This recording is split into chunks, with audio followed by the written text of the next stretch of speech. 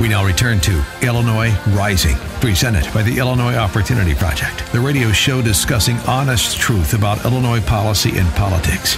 Here's AM 560's Dan Proft.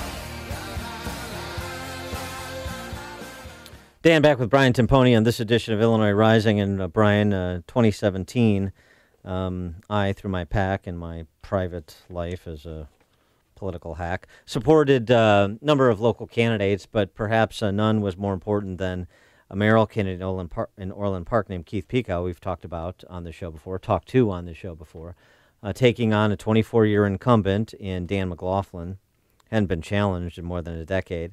And it was largely a guy who came from the private sector, running a business in Orland Park, who was animated by the cabal that was running the village in which he resides, such that they thought they could triple the mayor's salary on his way out the door so he could run one more term so he could triple his pension and go from a pension of about 35 grand to a pension of north of 100 grand, more than tripling his salary from 40 grand to 150 grand. The real payout, though, wasn't even the $150,000 salary for 4 years. The real payout was going from a present value pension of, say, $750,000 to one of $3 million. That's a real payout. And then, of course, there were a number of trustees on the village board who were long-timers as well, who were going to just be a parade one after the other following McLaughlin to get the necessary time in to have their pension spikes the way that he designed he would have his pension spike. Well, Keith Pekau, with a lot of hard work and a little bit of help from the outside, sprung the big upset of 2017 in the municipal elections and took out Dan McLaughlin. But that's not where the story ends. Then everybody, it's not, Mr. Smith goes to Washington. Everybody then rallies around him and we do great things without incident. He's had to slug it out with village trustees who are still part of the old guard and, frankly, were embarrassed by the exposure they received as toadies for Dan McLaughlin, not necessarily assimilating quickly into the Pekau administration.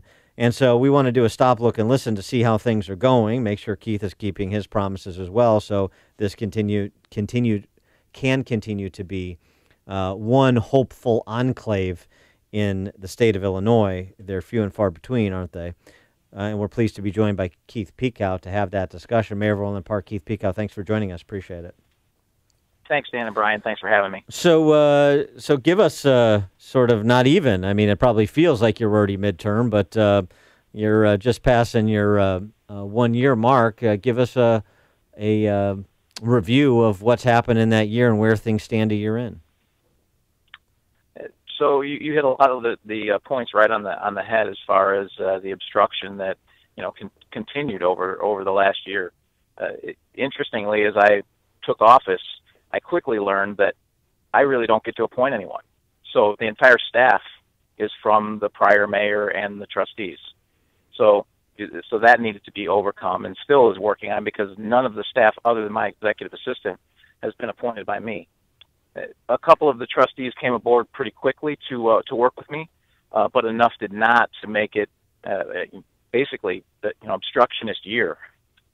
Anything that was brought up took, much of it got done, but it took 10 months, 11 months to get done, where it should have taken a few weeks. And when they couldn't obstruct what was going on, and essentially the only avenues I really have are the people and the press and the bully pulpit. And so using those, we were able to get a lot of things done. We got out of a $50 million debt on a project that was poorly conceived for our downtown triangle. We have an investment of $40 million proactively going into our mall before Sears announced their closure. So when Sears announced their closure, we already had something in place. We cut 2% out of our budget. So a lot of good things were accomplished, but not without a lot of difficulty to get it done. And then when realizing that those things weren't working, then there's been a coordinated attack recently, starting with the former mayor deciding to come to the board meeting and lobby an attack at me personally, and then followed that up 2 weeks later with 3 of the trustees meeting in committee to discuss my performance and my pay, and then follow that up with a board meeting where they bring that up on the board floor as well. And this is clearly coordinated, and it's clearly an effort to continue to undermine role of the mayor. Hi, Keith. It's Brian. What do average people, average homeowners, not understand about how about the kind of the secrets of local government? We've heard over and over again about how much of the power for local government resides in Springfield, and it's kind of taken out of your hands by design on things like pensions and spending and borrowing.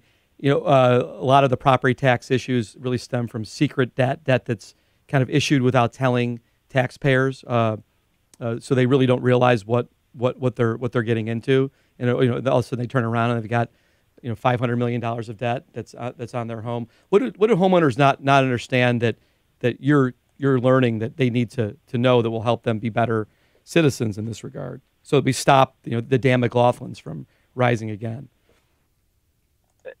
So your point about the state reaching into the local government's pockets is exactly right. The pensions, so the Illinois Municipal Retirement Fund, well, it's pretty well funded. There's no control from a local government on that fund, on that end. Same thing with police pensions and fire pensions. Well, we may control the board that controls the investment. We don't really control the benefits and those types of things. So there's very little control, almost none, at the local level on the biggest expense that we have.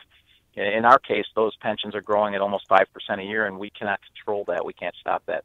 At the same time, the state is, in an attempt to balance the budget, is doing it on our backs.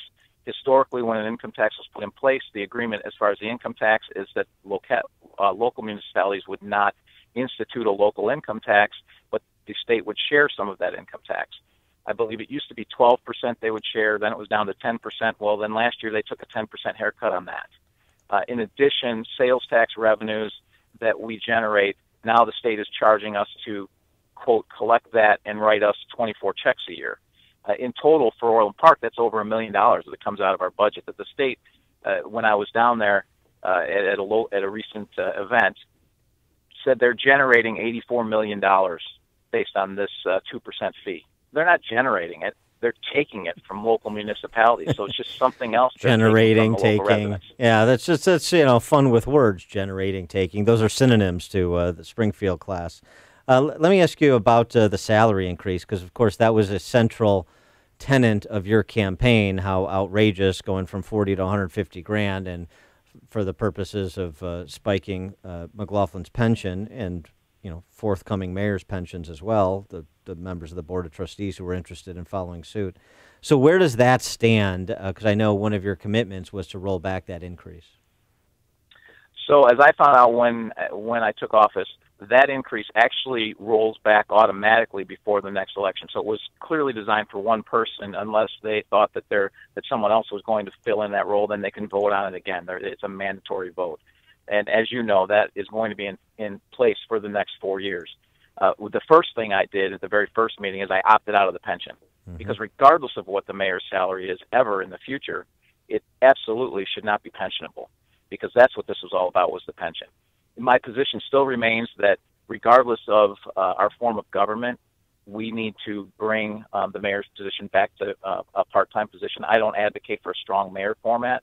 I do think we need to closely examine our form of government, because, as I mentioned, the mayor has very little influence on how the government operates, other than using the bully pulpit, which does not give the proper checks and balances to the legislative side, which are the 6 trustees. Well, and perhaps one of the other remedies is the next municipal elections next year in 2019, where some of the other members of the board are up.